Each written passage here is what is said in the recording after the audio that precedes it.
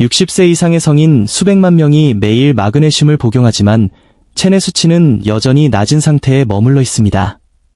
이들은 캡슐 형태의 제품과 라벨의 함량을 신뢰하며 심장 건강, 수면, 에너지를 보호받고 있다고 믿습니다. 하지만 불편한 진실이 있습니다. 복용하는 마그네슘 대부분이 완전히 흡수되지 않는다는 점입니다. 이는 복용량이 적거나 브랜드 선택이 잘못되어서가 아닙니다. 문제는 훨씬 근본적이고 심각합니다. 50세가 넘으면 신체는 이전처럼 마그네슘을 처리하지 못합니다. 소화계가 변화하고 장의 미네랄 흡수 효율이 떨어집니다.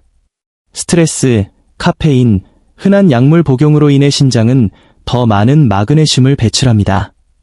결과적으로 40대에 효과적이었던 알약이 60대에는 제 기능을 하지 못하게 됩니다. 마그네슘은 단순한 근육 경련 완화제나 수면 유도제가 아닙니다. 심장 리듬을 유지하는 생물학적 신호 전달에 직접 관여하며 신경 신호를 안정시키고 세포 에너지를 생성합니다. 몸이 보내는 조용한 결핍 신호 50세 이후 마그네슘 결핍은 요란하게 나타나지 않고 조용히 찾아옵니다.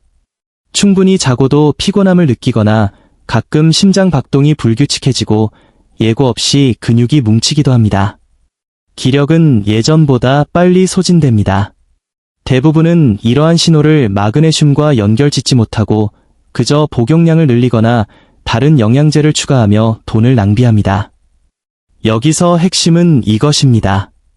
대다수 고령층에게 알약은 더 이상 마그네슘 균형을 회복하는 최선의 방법이 아닙니다. 음식이 대안인 이유는 단순히 트렌드 때문이 아니라 노화된 신체가 실제 음식 속의 마그네슘을 다르게 인식하기 때문입니다. 음식물은 더 안정적으로 흡수되고 효율적으로 사용되며 낭비되는 양도 훨씬 적습니다. 50세 이상이라면 이 변화를 이해해야 합니다. 같은 전략을 고수하는 것은 지갑만 비울 뿐 생물학적 노화의 흐름을 막지 못합니다.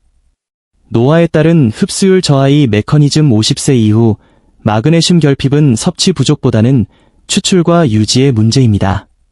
노화는 장내 환경을 조용하지만 확실하게 변화시킵니다. 장 표면의 흡수 효율이 떨어지고 소화 효소 분비가 느려집니다. 미네랄을 혈류로 이동시키는 운반 단백질의 활동도 줄어듭니다. 따라서 55세는 35세와 같은 음식을 먹어도 흡수량이 적을 수밖에 없습니다. 여기에 스트레스가 가중됩니다. 중년 이후에는 신경계가 더 오래 활성화되고 코르티솔 수치가 쉽게 상승하는데 마그네슘은 스트레스 상황에서 가장 먼저 소모되는 미네랄입니다. 카페인 역시 문제를 악화시킵니다. 커피와 차는 신장을 자극해 마그네슘 배출을 유도합니다. 혈압약인 이뇨제나 이산 저하제 같은 약물들도 마그네슘의 이온화와 흡수를 방해합니다. 이러한 요인들이 결합되어 체내 마그네슘 수치는 서서히 적자로 돌아섭니다. 마그네슘 부족이 근육과 뇌에 미치는 영양 마그네슘 수치가 떨어지면 신체는 이해하기 어려운 신호를 보냅니다. 대표적인 것이 수면과 무관한 피로감입니다. 이는 세포 내 ATP, 에너지, 생산에 마그네슘이 필수적이기 때문입니다. 또한 밤마다 찾아오는 종아리 경련과 근육 수축은 신경계가 안정되어야 할 시간에 신경이 잘못 발화하면서 발생합니다. 심장 리듬의 불안정함이나 집중력 저하, 즉 브레인 포그 역시 마그네슘 부족과 관련이 있습니다. 마그네슘은 뇌혈류와 신경 전달 물질의 균형을 조절합니다. 이러한 증상들은 각각 별개의 문제로 취급받기 쉽지만 50세 이후에는 마그네슘 결핍이라는 하나의 공통된 원인으로 묶이는 경우가 많습니다. 음식 속 마그네슘이 알약보다 뛰어난 이유, 음식 속의 마그네슘은 천연 단백질, 지방, 효소와 결합된 상태로 존재합니다. 우리 소화계는 알약 속에 고립된 화학염이 아니라 이러한 음식 매트릭스에서 미네랄을 추출하도록 진화했습니다. 음식으로 섭취하면 흡수가 점진적으로 이루어져 신장이 과도한 양을 즉시 배출하지 않게 됩니다. 반면 고농도의 알약은 노화된 장이 처리하기에 부담스럽습니다. 흡수되지 못한 잉여 마그네슘은 그대로 배출됩니다. 음식은 신체의 필요에 따라 흡수율을 스스로 조절할 수 있게 해줍니다. 이것이 바로 50세 이후 실제 음식이 영양제보다 뛰어난 성능을 발휘하는 생리학적 이유입니다. 마그네슘 흡수를 돕는 식품과 방해 요소 시금치 같은 잎채소는 마그네슘이 풍부하지만 옥살산이라는 성분이 흡수를 방해할 수 있습니다. 이를 보완하기 위해 레몬즙 같은 비타민 C를 곁들이면 흡수율을 높일 수 있습니다. 반면 바나나, 아보카도, 베리류는 흡수를 방해하는 성분이 거의 없어 매우 효율적입니다. 통곡물과 콩류는 마그네슘 함량은 높지만 피틴산이 흡수를 막습니다. 따라서 오트밀이나 쌀을 미리 불려 조리하는 과정이 필수적입니다.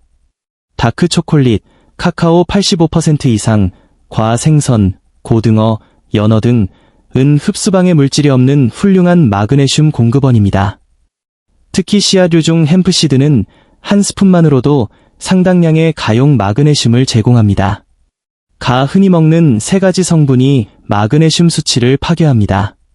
첫째는 흰 설탕입니다. 설탕은 인슐린 반응을 일으켜 신장에서 마그네슘을 배출시킵니다. 둘째는 흰 밀가루입니다. 정제 과정에서 마그네슘이 거의 제거된 빈 칼로리 식품입니다. 셋째는 산업용 씨앗류입니다. 이 기름들은 체내 염증을 유발해 마그네슘의 효율적인 사용을 방해합니다.